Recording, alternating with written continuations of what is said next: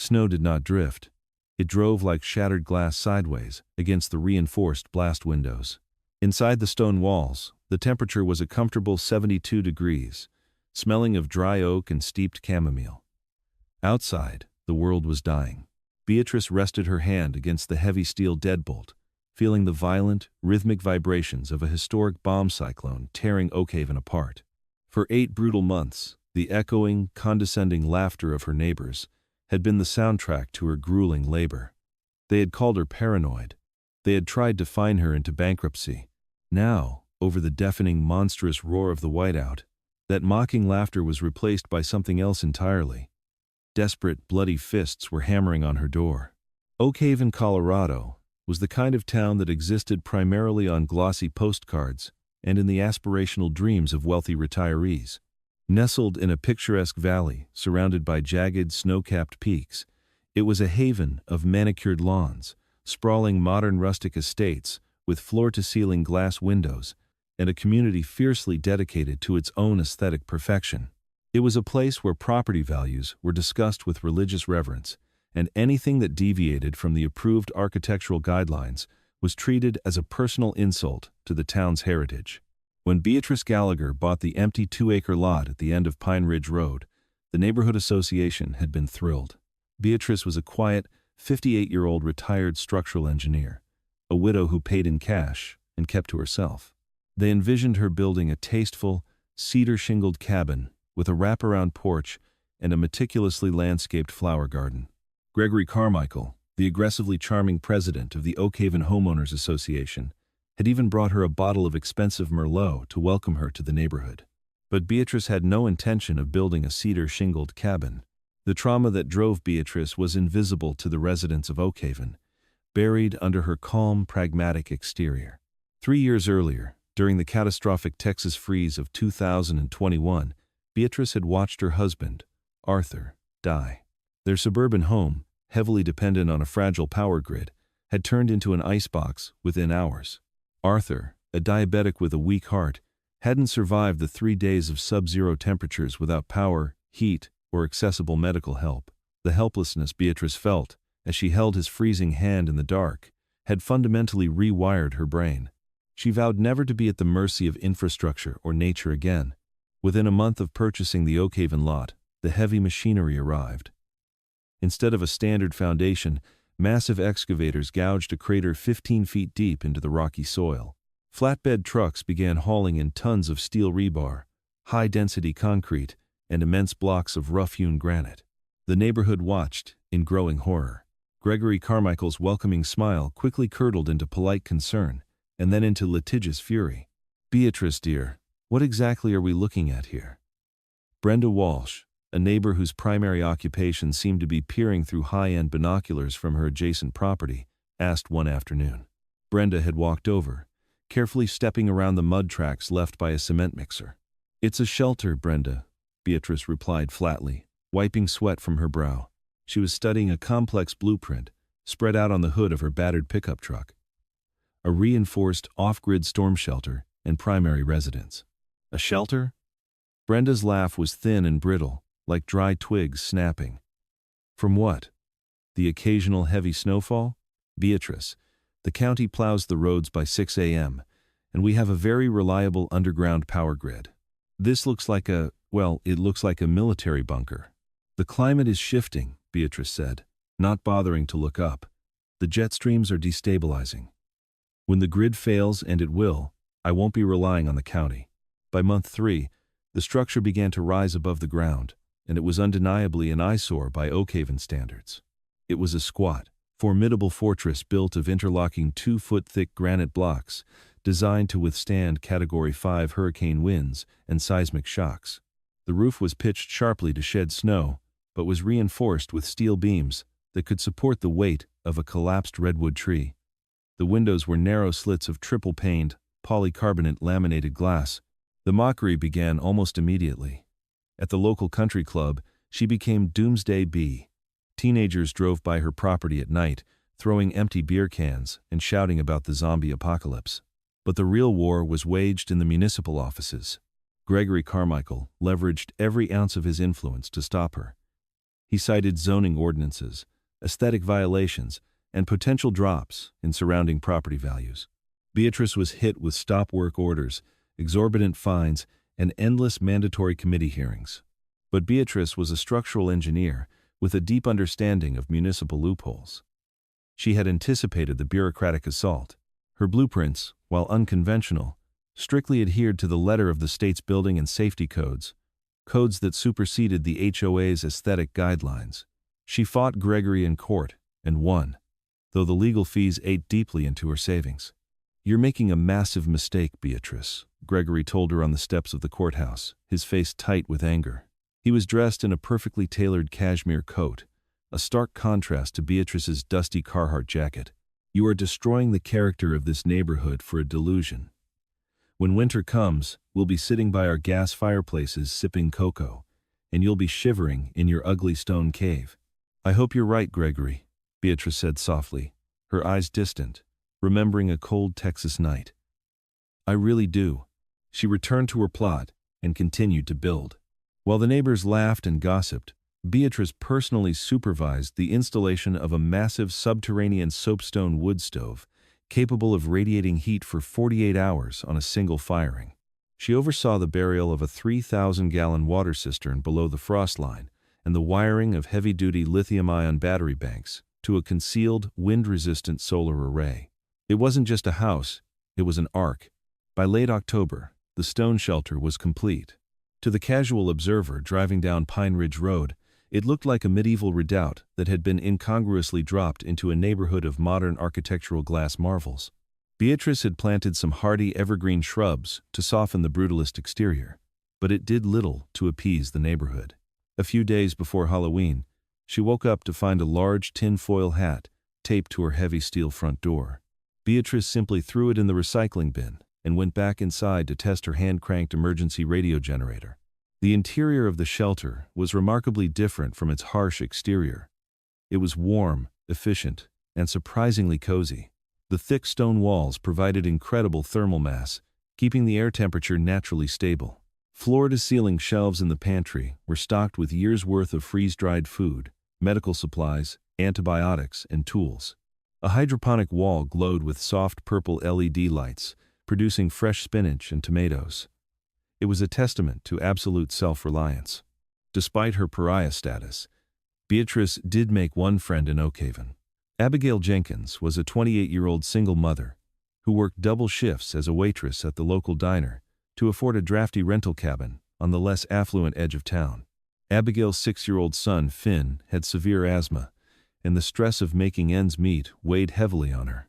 Beatrice, recognizing a kindred spirit of hardship, had taken to leaving extra fresh vegetables from her hydroponic wall on Abigail's porch. "You don't have to do this, Beatrice," Abigail said one chilly November afternoon, as Beatrice dropped off a bundle of firewood and a bag of potatoes. "I have more than I need," Beatrice replied gruffly. She looked at Abigail's rental cabin.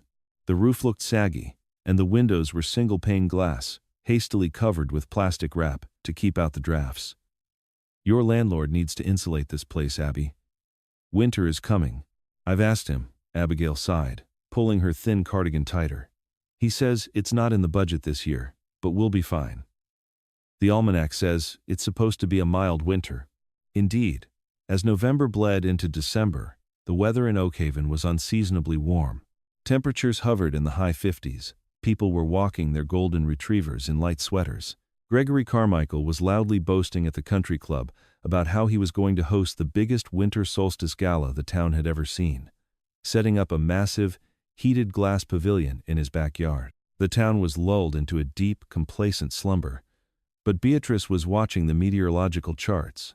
Through her shortwave radio setup and satellite internet, Beatrice monitored global weather patterns. By the second week of December, she noticed an alarming anomaly forming over the Pacific. A massive, moisture-heavy atmospheric river was hurtling eastward, riding an unusually fast jet stream. At the same time, a fractured piece of the polar vortex, a dense, spinning mass of deadly Arctic air, was plunging straight down from Canada, bypassing its usual northern boundaries. The two systems were on a direct collision course, and the projected point of impact was right over the Colorado Rockies. Beatrice went down to the diner during Abigail's shift. She sat at the counter, her face grim. "Abby, I need you to listen to me," Beatrice said quietly when the young mother came over to pour her coffee. "I want you and Finn to come stay with me this weekend." Abigail laughed nervously. "Stay with you? Beatrice, I have shifts all weekend. Besides, Gregory's Solstice Gala is Saturday night, and I'm catering. It's triple pay." "Cancel the shifts," Beatrice urged, her voice tight with an urgency she rarely displayed. "The weather service isn't panicking yet because the models are conflicting, but I know how to read raw barometric data. We are about to be hit by a pressure drop so severe it will mimic a Category 3 hurricane, but with sub-zero temperatures and massive snowfall. The grid is going to fail, Abby. Your cabin won't hold the heat." Abigail looked uncomfortable, glancing around to see if anyone was listening to Doomsday B. "Beatrice, it's 55 degrees outside," Abigail pointed out gently. "I appreciate you looking out for us, I really do. But I need this catering money for Finn's inhalers. I can't just quit because of a weather prediction." Beatrice realized she couldn't force her. She reached into her pocket and pulled out a heavy brass key, sliding it across the diner counter. "If things get bad, if the lights go out and it gets cold, do not wait for the morning. You wrap that boy in every blanket you own, and you walk to my house. You use this key. Do you understand?" Abigail took the key to placate her, slipping it into her apron. "Okay, Beatrice, thank you." That evening, Beatrice walked her property line. The air was still warm, but there was a strange, metallic taste to it. The birds had completely vanished. The sky to the northwest was no longer blue. It was a sickly, bruised, yellowish gray. She double-checked the seals on her reinforced steel doors, stacked an extra cord of dried oak next to the soapstone stove, and loaded her emergency flare gun. Down the road, at the Carmichael estate, caterers were setting up a massive, transparent party tent, stringing up thousands of fairy lights. Gregory was laughing, holding a glass of scotch, entirely unaware that a monster was rushing toward them in the dark. Saturday, December 21st. The winter solstice. At 2 p.m., the temperature in Oakhaven was 48 degrees. By 4 p.m., it was 30. By 6 p.m., as the first guests in tuxedos and sparkling dresses began arriving at Gregory Carmichael's estate, the temperature had plummeted to 10 degrees. The sudden drop was so violent that the very air seemed to crackle. The sky didn't transition into night. It was simply swallowed by a churning, charcoal, black wall of clouds that rolled over the mountain peaks like a tidal wave. Inside her bunker, Beatrice watched her digital barometer. The numbers were free-falling. 990 megabytes. 980 megabytes. 970 megabytes. It was the signature of a bombogenesis, a bomb cyclone. She fed 2 large oak logs into the roaring fire of her soapstone stove. The heavy granite walls were already absorbing and radiating the heat. She was in a t-shirt, entirely safe, entirely secure. At the Carmichael estate, the party was in full swing, inside the heated glass pavilion. Classical music played over a state-of-the-art sound system. Abigail, dressed in a black catering uniform, was weaving through the wealthy guests, carrying a tray of champagne flutes. She felt a terrible, icy draft cutting through the seams of the tent, but Gregory was waving it off, ordering the portable industrial heaters to be turned up to maximum. At 7:15 p.m., the wind hit. It didn't start as a breeze. It hit the valley with the concussive force of an explosion. A sustained gust of 80 miles per hour slammed into Oakhaven, carrying billions of microscopic, razor-sharp ice crystals. Inside Gregory's pavilion, the heavy structural poles groaned violently. The classical music was instantly drowned out by a deafening, high-pitched howl that sounded like a jet engine testing inside a tunnel. "It's just a squall. Drink up, everyone," Gregory yelled, his voice barely carrying over the noise. Then, the lights flickered. The music cut out with a sharp pop. A second later, the entire valley plunged into absolute pitch-black darkness. The Oakhaven underground grid, praised for its reliability, had failed. The heavy ice accumulation and the sheer force of the wind had toppled 3 massive high-tension transmission towers miles away in the mountain pass, severing the town's only lifeline. Panic rippled through the party guests. Cell phones were pulled out, casting eerie blue glows across terrified faces. "No service," someone shouted. "The cell towers must be frozen." "Everybody stay calm," Gregory commanded. "The backup generator will kick in. 10 seconds." They waited in the freezing dark. 10 seconds passed. Then 30. Then a minute. Outside, the backup diesel generator sat dead. In the sudden plunge to -20 degrees Fahrenheit, the untreated summer blend diesel fuel inside the machine had instantly gelled into a thick wax. Within 5 minutes, the temperature inside the glass pavilion dropped below freezing. The portable propane heaters, devoid of electrical blowers, became useless metal boxes. Then came the sound of structural failure. The massive glass panels of the pavilion, designed for scenic views, not hurricane-force impacts, began to buckle under the immense wind pressure. Crack. A web of fractures appeared on the main windward pane. "Get into the main house!" Abigail screamed, dropping her tray of glasses. She grabbed Finn, who had been sitting quietly in the kitchen area, and clutched him to her chest. The guests stampeded toward the mansion's back doors. Just as the last of them crossed the threshold, the wind breached the pavilion. The glass exploded inward in a shower of deadly, shimmering shrapnel, tearing the tent to shreds and plunging the patio into a chaotic maelstrom of snow and ice. Inside the Carmichael mansion, things were only marginally better. The house was massive, with vaulted 30-foot ceilings and walls of decorative glass. Without the central heating running, it was bleeding warmth at an astonishing rate. By 8 p.m., the indoor temperature was 20 degrees and falling. Brenda Walsh was shivering uncontrollably in her silk evening gown, her lips turning a faint shade of blue. "Gregory, do something. Call someone." "I can't," Gregory yelled, his usual polished veneer cracking under raw terror. "The landlines are dead. The cell service is gone. My cars are buried in 3 feet of drift already." Abigail sat in the corner of the dark kitchen, wrapping Finn in heavy winter coats she had raided from the cloakroom. The boy's breathing was already becoming shallow, his asthma triggered by the panic and the biting cold air. "Mommy, it hurts," Finn wheezed, his tiny teeth chattering violently. Abigail felt a jolt of pure, primal adrenaline. She remembered Beatrice's words in the diner. "Do not wait for the morning." She looked out the kitchen window. The world outside didn't exist anymore. It was a chaotic, swirling void of solid white. Stepping out into that meant almost certain death.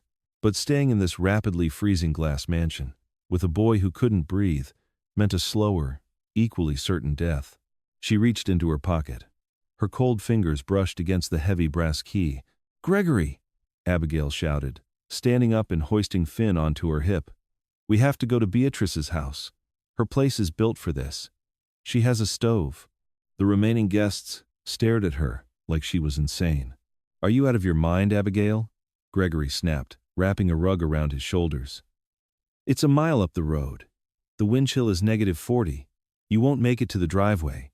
I'm not letting my son freeze to death in your living room." Abigail fired back, her maternal instinct overpowering any deference to the wealthy man. "Anyone who wants to live, follow me. But I'm going." She wrapped a thick woolen scarf around Finn's face, leaving only a tiny slit for his eyes, and zipped him inside her own oversized parka. 2 other people, a young catering assistant named Tom, and, surprisingly, Brenda Walsh, driven to desperation by the cold, stood up to join her. They forced the front door open. The wind immediately knocked Tom to his knees. The cold was a physical blow, a heavy, suffocating weight that stole the breath from their lungs. The snow was already waist-deep, piling in massive, concrete hard drifts. "Stay behind me! Hold on to my coat!" Abigail screamed, though she could barely hear her own voice. The journey up Pine Ridge Road, normally a leisurely 20-minute walk, became an agonizing battle for survival. They couldn't see the road. They could only navigate by the faint, dark silhouettes of the pine trees lining the street. Every step was a struggle against the waist-high snow and the wind that actively tried to push them backward. Within 10 minutes, Brenda was crying, her tears freezing instantly to her cheeks. Tom was practically dragging her. Abigail's legs burned with exertion, her lungs searing with every intake of the sub-zero air. She couldn't feel her toes. She couldn't feel her fingers. All she could feel was the faint, terrifyingly slow heartbeat of Finn against her chest. "Keep moving," she chanted in her mind. Beatrice's house, the stone house, the ugly stone house. After what felt like hours, a massive, dark shape loomed out of the whiteout. It stood immovable, unyielding against the screaming wind. No glass was shattering here. No walls were groaning. It was Beatrice's fortress. Abigail threw herself against the heavy steel front door, her frozen hands lacking the dexterity to even grasp the brass key. She pounded on the metal with her fists, leaving smears of blood from her cracked skin. "Beatrice!" she screamed, her voice tearing her throat. "Beatrice, please!" Inside, Beatrice was sitting by the fire, reading a book by the light of a battery-powered lantern. The wind outside was so loud, it sounded like a continuous train derailment. But then, a faint rhythmic thumping transferred through the solid steel of the door. Beatrice dropped her book. She stood up, her heart pounding. She rushed to the door, pulling back the heavy deadbolts. As she swung the massive door open, a violent flurry of snow blasted into the entryway, bringing with it 3 half-frozen, collapsing figures. Abigail fell across the threshold, clutching her son, her face ghostly white and covered in frost. "Abby," Beatrice gasped, immediately hauling them inside and slamming the steel door shut against the howling void, engaging the locks. The sudden silence, save for the crackling of the warm fire, was shocking.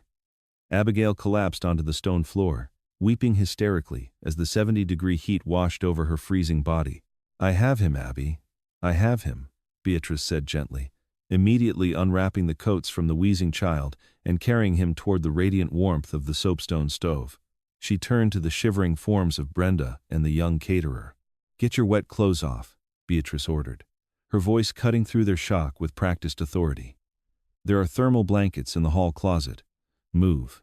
As Brenda Walsh huddled by the fire, wrapped in a foil blanket, her teeth chattering so hard they sounded like castanets, she looked around the bunker.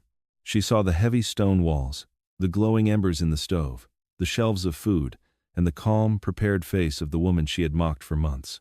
"You," Brenda stammered, tears pooling in her eyes. "You were right, we were so stupid." Beatrice didn't gloat. She simply handed Brenda a mug of hot tea. "Drink this slowly.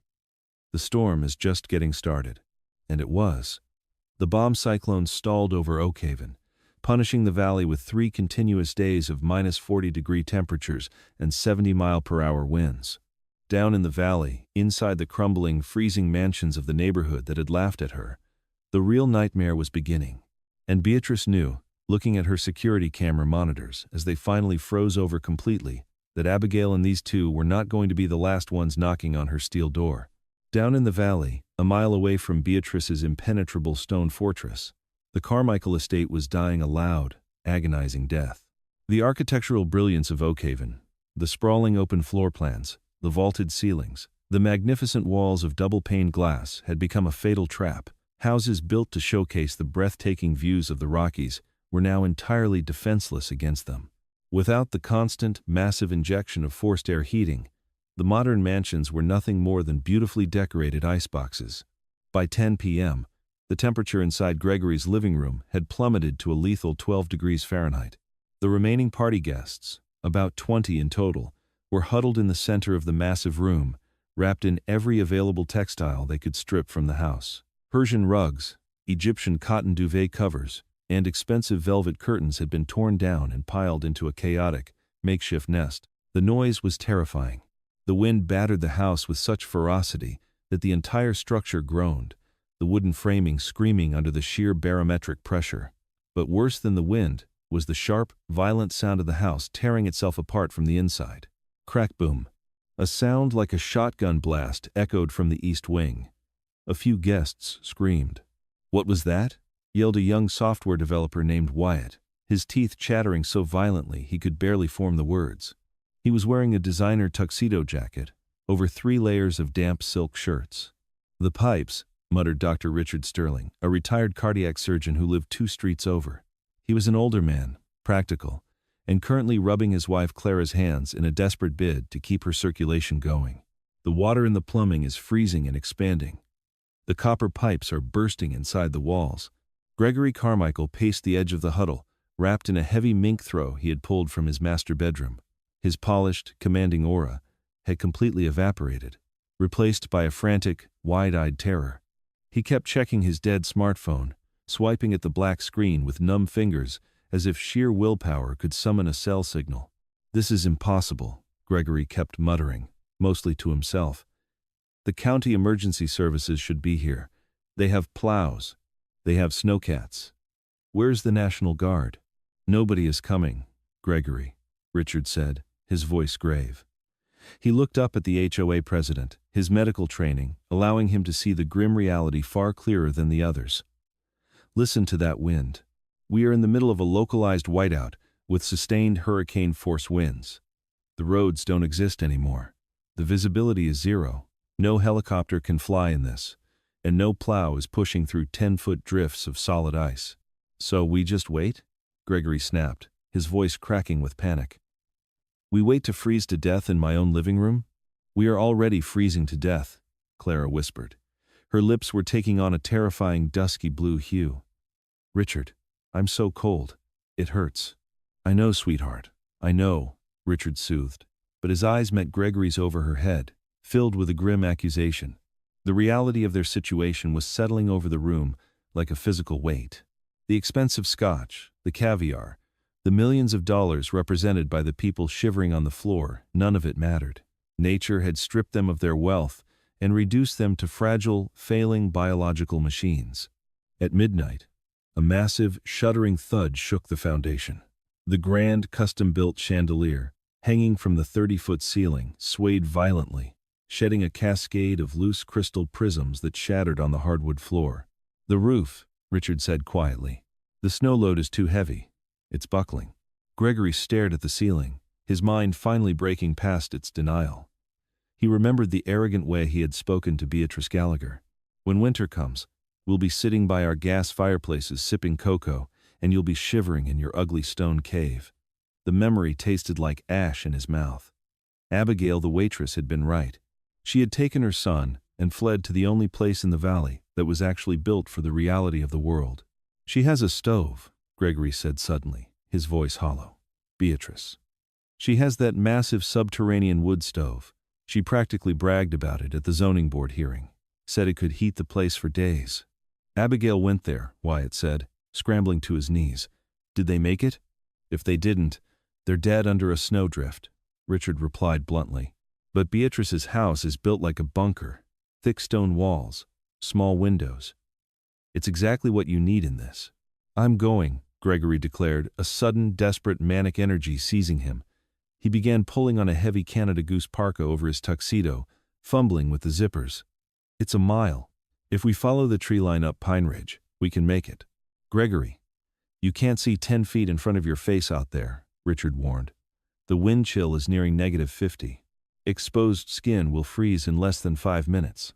"Staying here is a guaranteed death sentence, Richard," Gregory shouted, gesturing wildly at the buckling ceiling and the blue-lipped guests. "Look at them. The core temperature in this room is dropping by the hour. By sunrise, half the people in this room won't wake up. I am going to Beatrice's." A heavy, terrified silence fell over the room. The prospect of stepping out into the roaring void was unthinkable, but the slow, agonizing sleep of hypothermia creeping into their bones was worse. "I'll come," Wyatt said, standing up on shaky legs. He began wrapping a thick wool blanket around his head and shoulders like a cowl. Richard looked down at his wife. Clara was lethargic, her eyes half closed. The violent shivering that had racked her body an hour ago had begun to subside, a terrifying medical sign that her body was running out of energy to produce heat. Her core was shutting down. "We have to try," Richard whispered, lifting Clara to her feet. "If we stay, she dies." Only 5 of them dared to make the attempt. Gregory, Wyatt, Richard, Clara, and a heavily bundled corporate lawyer named David. The others, too paralyzed by fear or too weakened by the cold, chose to burrow deeper under the rugs, praying for a morning rescue that Richard knew would never come. They gathered in the foyer, the air already freezing from the shattered windows in the back of the house. "Hold on to the person in front of you," Gregory ordered, pulling a pair of ski goggles over his eyes to protect them from the ice. "Do not let go. If you fall, you get up immediately. We follow the pine trees on the left side of the road." "Let's go." Gregory threw his weight against the heavy mahogany front doors, forcing them open against the packed snow. The storm screamed in greeting, swallowing them whole. Stepping out of the Carmichael estate was like stepping out of an airlock onto the surface of a hostile alien planet. There was no up, no down, no left, no right. The world was a chaotic, roaring blender of crushed ice and darkness. The wind hit them with the force of a solid wall, immediately knocking David flat onto his back. He scrambled frantically, his hands finding Richard's ankle, and hauled himself up. "The trees! Find the trees!" Gregory roared, but his voice was snatched away by the wind before it even reached Wyatt, who was barely 2 feet behind him. They linked arms, forming a clumsy, terrified human chain. Gregory took the lead, wading into snow that was instantly up to his thighs. It wasn't fluffy winter snow. It was wind, packed, heavy, and concrete, hard in places. Every step required him to lift his leg, drive his knee upward, and crush through the crust. Within 50 yards, their lungs were burning. The air was so cold it felt sharp, like inhaling broken glass. Moisture from their breath froze instantly on their scarves and balaclavas, creating heavy, suffocating masks of ice over their mouths. "Keep moving," Gregory chanted in his head, his survival instinct overriding his panic. "Just follow the property line." Up the hill, behind him, the chain was struggling. Clara, already heavily hypothermic before they left the house, was completely dead weight. Richard had his arm wrapped tightly around her waist, practically dragging her through the snow trenches Gregory was carving. "Richard." "I'm so warm," Clara mumbled deliriously, her voice muffled by the wind and her frozen scarf. "I just want to sit down. It's so warm here." "No!" Richard screamed, pure terror injecting a surge of adrenaline into his aging muscles. He recognized the paradoxical undressing phase of severe hypothermia. Her brain, starved of oxygen and freezing, was misfiring, making her feel a phantom burning heat. She reached up with a mittened hand, clumsily trying to pull down the zipper of her heavy coat. "Keep your coat on," Richard yelled, slapping her hand away and hauling her forward. "David, push her from behind. Keep her moving." But David didn't answer. Richard turned his head, squinting through the agonizing, driving ice. David wasn't there. The corporate lawyer had lost his grip on Clara's coat. In the blinding whiteout, he was simply gone. There was no scream, no shadowy figure, just the endless, howling dark. "Gregory! Stop!" Richard bellowed, yanking violently on Wyatt's arm, who in turn yanked on Gregory. The line halted. Gregory turned back, his ski goggles completely frosted over. "What? Keep moving." "David is gone," Richard screamed, pointing back into the void. Gregory looked at the swirling snow. To go back meant turning into the teeth of the wind. It meant wandering off the fragile lifeline of the pine trees they were following. It meant death. Gregory made a brutal, instantaneous calculation. The polished, civilized HOA president, who worried about lawn heights and paint colors, was dead. In his place was an animal trying to survive. "We can't find him," Gregory roared back, turning his face away from the wind. "Keep moving." Wyatt, hearing this, panicked. The young tech developer realized suddenly that there were no rules out here. No one was coming to save him, and the man leading them would gladly let him die to save himself. Paranoia and cold-induced delirium seized him. "You're going the wrong way," Wyatt shrieked, letting go of Gregory's coat. "The road curves. You're walking us into the ravine." "Wyatt, grab my coat," Gregory commanded, reaching out blindly. But Wyatt scrambled backward, completely disoriented, and turned to the right, plunging off the invisible line of the road and into the deep, drifted woods. Within 3 seconds, his dark silhouette was swallowed by the whiteout. Now it was just 3. "Gregory, help me with Clara," Richard pleaded. His chest was heaving, his heart hammering dangerously against his ribs. He couldn't carry her anymore. Her legs had completely stopped moving. She was slipping into a coma. Gregory looked at the old doctor and his dying wife. They were dragging him down. The stone house was close. He could feel the incline of Pine Ridge Road steepening beneath his frozen boots. If he stopped to carry Clara, the cold would overtake him too. His toes were entirely numb. He couldn't feel his hands. Without a word, Gregory turned his back on Richard and Clara. He lowered his head and drove his legs forward, abandoning them to the storm. "Gregory! You coward! Gregory!" Richard's screams were torn away by the wind. Gregory didn't look back. He crawled on his hands and knees when the snow got too deep. He clawed his way up the final, brutal incline of Beatrice's driveway. The wind shrieked, mocking him, tearing at his expensive coat, ripping away his humanity layer by layer. And then, his frozen, mittened hand struck something solid, something hard and unyielding that wasn't a tree. It was flat. It was granite. He had hit the exterior wall of the bunker. Sobbing dry, frozen tears, Gregory felt his way along the rough stone, dragging his useless legs behind him, until his hands found the recessed alcove of the heavy steel front door. He couldn't form a fist. He could only throw the dead weight of his frozen body against the metal. Thud. Thud. He collapsed onto the small, snow-swept concrete porch, his face pressing against the steel door. He had made it, but the darkness was closing in, pulling him down into a heavy, silent sleep. Inside the stone shelter, the contrast to the outside world was so profound it felt like a hallucination. The air was a thick, comforting 75 degrees.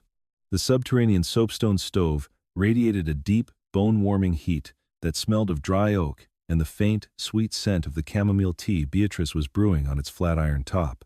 The heavy stone walls absorbed the terrifying roar of the bomb cyclone, dampening it into a low, continuous rumble like a distant freight train. Brenda Walsh was sitting on a heavy wool rug near the stove, her high-end evening gown replaced by a pair of Beatrice's oversized flannel pajamas. She was holding a warm bowl of rehydrated chicken stew, her hands still shaking slightly, though color had returned to her cheeks.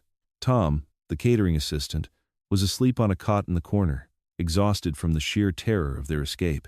But the real miracle was Finn. The little boy was sitting up, wrapped in a thermal blanket, breathing smoothly. The warm, humidified air of the bunker, combined with his inhaler, had opened his lungs. Abigail sat next to him, her eyes fixed on Beatrice, with a look of absolute, unadulterated reverence. Beatrice, however, was not relaxing. She was standing by the heavy steel door, staring at a small, battery-powered monitor, wired to a hardened external camera she had mounted under the eaves of the roof. "Can you see anything, Beatrice?" Abigail asked softly, afraid to break the quiet tension. "The camera lens heated itself enough to melt the ice 5 minutes ago," Beatrice murmured, her brow furrowed. "But the visibility is zero. It's just white noise." "Do you, Gregory?" "Gregory wouldn't leave his house," Beatrice stated flatly, adjusting a dial on her emergency radio, scanning for any broadcast through the static. His pride wouldn't let him. And out there, pride kills faster than the cold. But Beatrice was an engineer, and her mind was trained to calculate variables. She knew the structural integrity of the homes in Oakhaven. She knew they were failing, and she knew that desperate people would eventually do desperate things. She walked over to the heavy steel door and placed her bare hand flat against the cold metal. The thick steel transmitted vibrations from the outside. She felt the relentless battering of the wind, the heavy rhythmic shudder of the storm. And then, she felt something else. It wasn't a knock. It was a dull, heavy scrape against the bottom of the door, followed by a faint, rhythmic thud-thud that didn't match the cadence of the wind. Beatrice's eyes widened. "Someone is on the porch." Abigail gasped, jumping to her feet. Brenda dropped her spoon into her bowl with a clatter. "Get back," Beatrice ordered instantly, her voice cutting through the room with military authority. "Get behind the inner thermal curtain. When I open this door, the temperature in this hallway is going to drop 50 degrees in 2 seconds. Move." Abigail grabbed Finn and pulled him behind a heavy, insulated curtain that separated the entryway from the main living area. Brenda scurried behind them. Beatrice pulled on a pair of heavy leather work gloves. She engaged the heavy iron bar on the secondary screen door, a reinforced grate designed to keep debris out if she needed to open the main door. She took a deep breath, braced her feet on the stone floor, and threw the 3 heavy deadbolts. The moment the seal broke, the door was violently ripped outward by the vacuum pressure of the wind. A blinding, roaring cyclone of snow blasted into the entryway, instantly extinguishing the oil lamp on the hall table and coating the walls in frost. Beatrice squinted against the agonizing, ice-filled wind, peering through the steel grate. At first, she saw nothing but a wall of white. Then, looking down, she saw a mound of snow huddled against the threshold. The mound moved. A gloved hand reached up, clawing weakly at the grate. It was a man, his face completely obscured by a frozen balaclava and a rim of solid ice around his ski goggles. He was entirely non-responsive, simply a lump of freezing flesh trying to merge with the heat bleeding from the doorway. Beatrice didn't hesitate. She threw open the inner grate, reached out into the howling void, grabbed the heavy fabric of the man's parka by the collar, and hauled backward with all the strength she possessed. The man slid over the threshold like a sack of cement. Beatrice slammed the heavy steel door shut, instantly cutting off the shrieking wind, and threw her weight against it to engage the deadbolts. The silence returned, heavy and ringing in her ears. She dropped to her knees next to the motionless figure on her entryway floor. The man was covered in an inch-thick layer of packed ice. He wasn't shivering. "Abby, bring the medical kit. Brenda, get another thermal blanket." Beatrice yelled, her hands working furiously to unzip the frozen parka. The zipper was ice shut, so she grabbed a utility knife from her belt and sliced straight through the expensive fabric. She pulled the icy balaclava and goggles off the man's face. Brenda, coming around the curtain with the blanket, let out a sharp, horrified gasp. It was Gregory Carmichael. But it wasn't the arrogant, perfectly groomed man who had threatened Beatrice with lawsuits and fines. His face was a mask of horror. His cheeks and nose were a stark, waxy white, the terrifying hallmark of deep frostbite. His lips were cracked and bleeding, his eyes rolled back in his head. "Oh my God," Brenda whispered, covering her mouth. "Gregory. He's in stage 3 hypothermia." "His core is crashing," Beatrice said clinically, showing no emotion, only the focused intensity of a surgeon. "We need to strip him down to his base layers immediately. We cannot put him directly next to the stove, or his heart will go into fibrillation from the shock. We have to warm him from the inside out." For the next 2 hours, the stone shelter became a triage center. Beatrice and Abigail worked relentlessly, applying warm, not hot, compresses to his neck and groin, carefully elevating his limbs, and slowly introducing warm saline drops into his mouth when he finally regained a hazy, delirious consciousness. As Gregory's eyes fluttered open, blinking against the soft yellow light of the battery lanterns, the agony of the thawing process hit him. He groaned, a raw, guttural sound of pure pain, as blood forced its way back into his necrotic, frostbitten extremities. He looked up. Standing over him, holding a mug of warm broth, was Beatrice Gallagher. She was wearing a faded flannel shirt, her gray hair pulled back in a messy bun. She wasn't smiling. She wasn't gloating. She was simply looking down at him with eyes that had seen the brutal reality of the world and prepared for it. Gregory looked around the room. He saw the thick, unyielding stone walls. He saw the glowing stove. He saw Abigail and her son, alive and safe. He realized, with a crushing wave of humiliation and gratitude, that the woman he had treated like a crazy pariah was the only reason he was breathing. He opened his cracked, bleeding lips to speak, to apologize, to beg for forgiveness for his arrogance. But before he could form the words, a sound echoed through the heavy stone walls. It wasn't the wind. It wasn't the creaking of the structure. It was a frantic, desperate banging on the steel door. But this time, it wasn't low on the threshold. It was high up, and it was accompanied by a muffled, tearing scream that sent a chill down Beatrice's spine that had nothing to do with the cold. The scream that penetrated the heavy steel door was not the sound of a monster, nor was it the wind playing tricks on the architecture. It was a raw, vocal, tearing the sound of a human being destroying their own vocal cords in a final, desperate bid for life. Beatrice did not freeze. Her training kicked in, overriding the primal fear that had paralyzed Brenda and sent Abigail scrambling backward with Finn clutched to her chest. Beatrice snatched a heavy, battery-powered tactical flashlight from the wall mount and moved to the door. "Abby, stay behind the curtain," Beatrice commanded, her voice a low, steady baseline in the chaotic room. "Tom, grab that fire poker from the stove. Stand by the inner grate. If it's someone out of their mind with cold delirium, they might try to rush the door." Tom, a young man who had spent the last 8 hours believing he was going to die in a tuxedo, swallowed hard. His hands shook violently as he gripped the heavy iron poker, but he stepped forward, taking his position, Beatrice disengaged the deadbolts and cracked the main door open, keeping the heavy iron security grate locked firmly in place. The wind roared into the gap, a shrieking void of white. She clicked on the tactical flashlight, its beam cutting through the dense, swirling snow. Hanging onto the bars of the grate, suspended almost entirely by his own frozen grip, was a man. But he wasn't dressed in evening wear.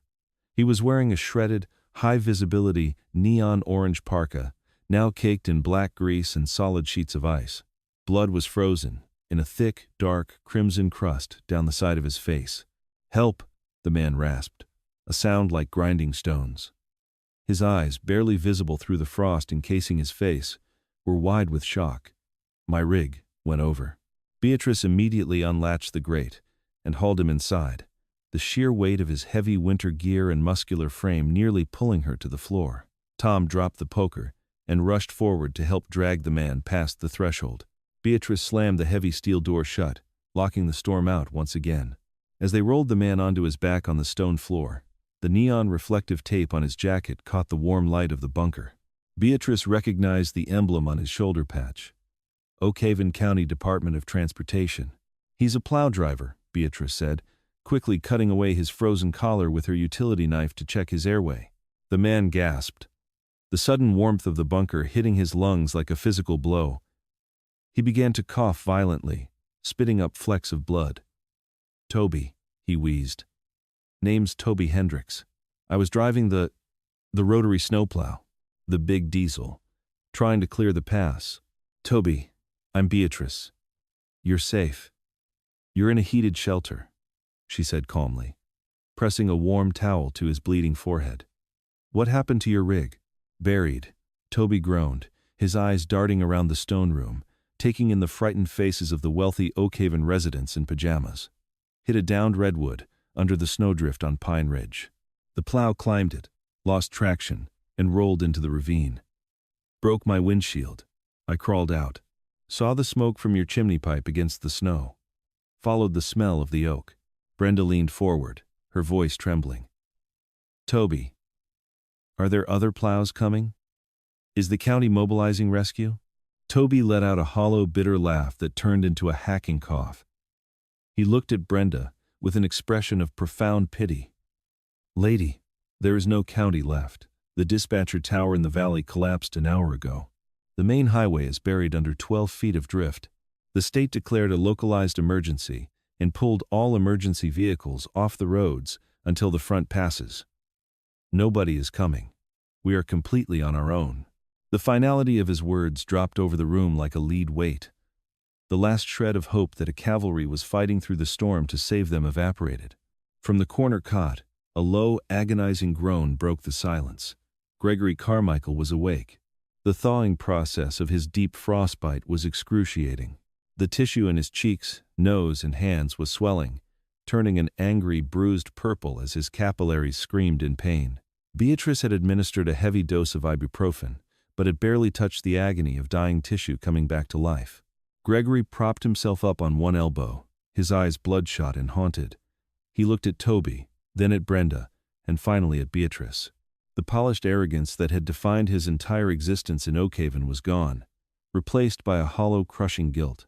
"They're dead," Gregory whispered, his voice cracking. Brenda gasped. "Who, Gregory? Who is dead?" "Richard, Clara, David." "Wyatt," Gregory confessed, his voice barely a breath. Tears streamed down his swollen face, stinging his damaged skin. "We tried to walk here. David got lost in the whiteout. Wyatt panicked and ran into the woods. And Richard." Gregory choked on a sob. "Richard was carrying Clara. She was dying. He begged me to help him carry her. I couldn't. I couldn't feel my legs. I left them in the snow. I left an old man and his dying wife to freeze, so I could make it to this door." The bunker fell into a horrified, suffocating silence. The only sound was the crackle of the wood in the soapstone stove. Abigail instinctively pulled Finn closer to her, appalled by the sheer ruthlessness of the man who had once tried to evict her from the town for parking an older model car in her driveway. Brenda stared at Gregory, her hands covering her mouth, realizing the monster that wealth and panic had created. Beatrice looked at Gregory. She felt no anger, only a profound, clinical sadness. She understood the brutal arithmetic of survival better than any of them, but hearing the human cost spoken aloud was chilling. "You did what the animal in your brain told you to do, Gregory," Beatrice said quietly, turning her attention back to bandaging Toby's head. "Out there, civilization doesn't exist. There are only calories, body heat, and the will to keep walking. But you have to live with the ghosts of who you left behind." Gregory buried his face in his heavily bandaged hands, weeping uncontrollably. But the storm was not finished with them, and the bunker was about to face its ultimate test. By 3 a.m. on Sunday, the bomb cyclone reached its apex. The barometric pressure bottomed out at a terrifying 955 millibars, mimicking the atmospheric conditions of a Category 3 hurricane, but plunging the ambient temperature to a lethal -45 degrees Fahrenheit. The wind was no longer just blowing. It was acting as a solid, physical force, carrying massive amounts of freezing rain mixed with the pulverized snow. Inside the shelter, the 8 occupants had fallen into an exhausted, uneasy sleep. The thick granite walls held the heat perfectly, maintaining a balmy 70 degrees. Suddenly, a piercing, high-pitched electronic shriek shattered the quiet. Bape, bape, bape. Beatrice was awake and on her feet in a fraction of a second. It wasn't the weather radio. It was the heavy-duty industrial carbon monoxide detector mounted near the ceiling. Before anyone could even sit up, the smell hit them. It wasn't the pleasant aroma of burning oak. It was the acrid, choking stench of trapped wood smoke and toxic exhaust. The bunker was rapidly filling with a hazy blue-gray fog. "Everyone, get down low," Beatrice shouted, covering her mouth with her forearm. "The smoke will rise. Stay near the floor." Abigail grabbed Finn, pressing him flat against the stone tiles. Finn immediately began to wheeze, the harsh smoke bypassing his inhaler's defenses and triggering a severe asthma attack. His tiny chest heaved as he fought for oxygen. Beatrice rushed to the massive soapstone stove. The fire inside was choking, the flames sputtering and turning a sickly, oxygen-starved orange. Plumes of thick smoke were billowing out from the seams of the heavy iron door. "The chimney," Toby coughed, struggling to his knees. "The freezing rain. It must have created an ice cap over the exterior exhaust and the fresh air intake." Beatrice checked the digital readout on the environmental system. The oxygen levels inside the tightly sealed bunker were plummeting, replaced rapidly by lethal concentrations of carbon monoxide. In a standard house, drafts would provide some ventilation. In Beatrice's airtight Stormproof fortress, a blocked exhaust was a sealed death chamber. They had less than 10 minutes before they all lost consciousness. "I have a manual cleanout auger," Beatrice yelled over the blaring alarm, running to a heavy steel panel set into the stone wall above the stove. She threw open the panel, revealing a large industrial iron wheel attached to a thick threaded rod that went straight up through the roof to the intake pipes. It's designed to punch through snow accumulation. She gripped the heavy iron wheel and threw her entire body weight into it. It didn't budge. "It's frozen solid," Beatrice grunted, straining until the veins in her neck bulged. "The ice cap is too thick. I need help." Toby dragged himself over, his head still bleeding through the bandages. He grabbed the wheel with his massive hands and pulled. The wheel groaned, shifting perhaps half an inch, but then locked up tight. "I don't have the leverage," Toby gasped, coughing violently. "My ribs are cracked from the crash." Tom tried next, but the young catering assistant was weak, from the altitude, the smoke, and sheer terror. He couldn't move it a millimeter. The smoke was thickening. The room was turning into a gray, toxic soup. Finn's wheezing was turning into a terrifying, silent gasping. Abigail was sobbing, trying to breathe her own clean air into her son's mouth. From the floor, Gregory watched the boy turning blue. He looked at his own hands, swollen, purple, wrapped in loose gauze, and throbbing with a pain so intense it made his vision blur. He knew that if he put pressure on them, the damaged skin would tear. He knew he might lose his fingers.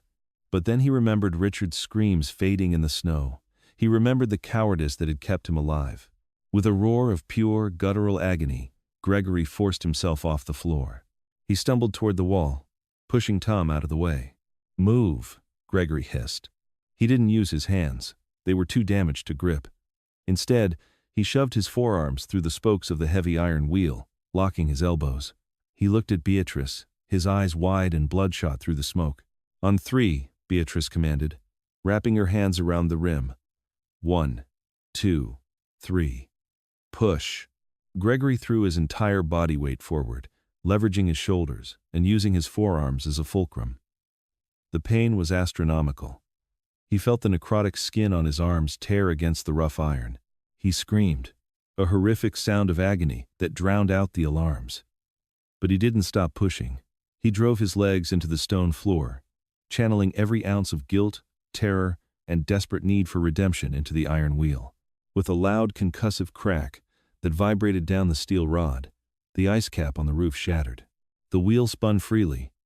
Immediately, the heavy draft of the howling storm outside acted like a massive vacuum. The smoke billowing from the stove abruptly reversed course, violently sucked up the chimney. Through the cleared fresh air intake pipe, a blast of freezing, pure oxygen poured into the room. The alarms ceased their shrieking, shifting to a low, rhythmic warning beep. Gregory collapsed to the floor, panting heavily, cradling his bleeding arms against his chest. He didn't say a word.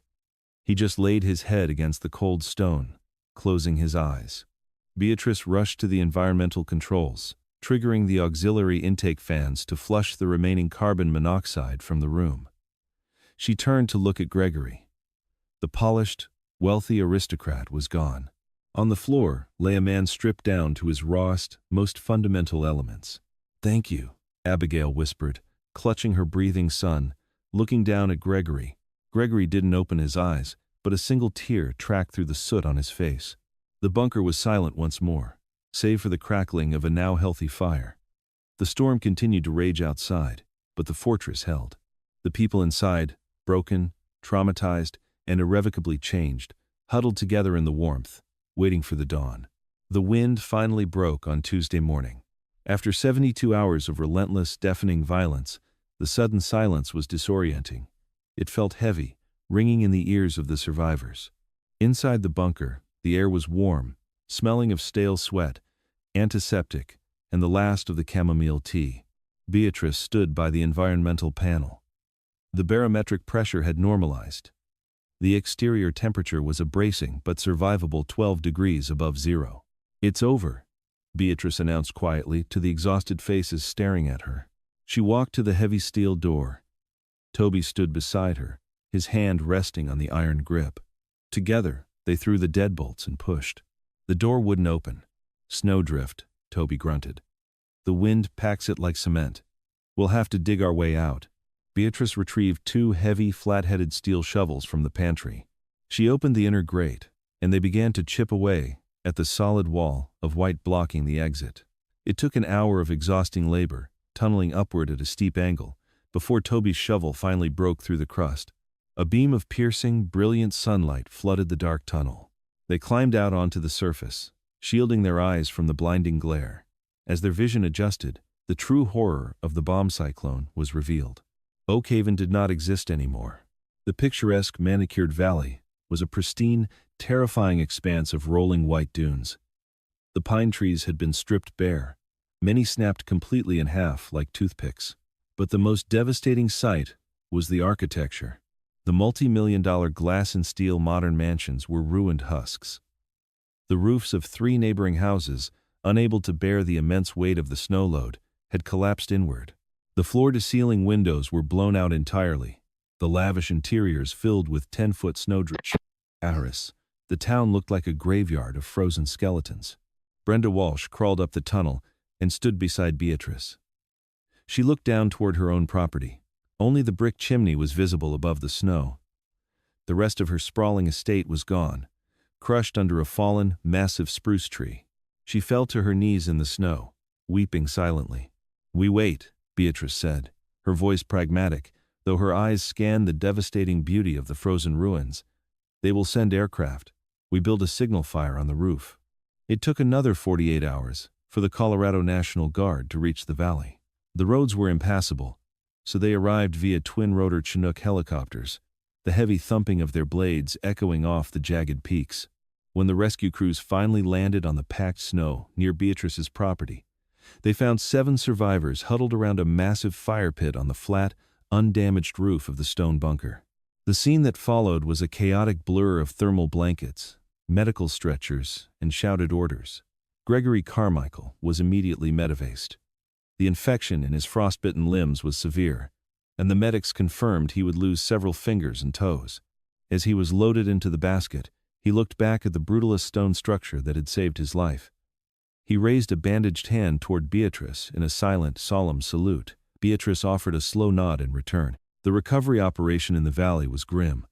The National Guard teams, using ground-penetrating radar and avalanche probes, spent days digging out the frozen victims of Oakhaven.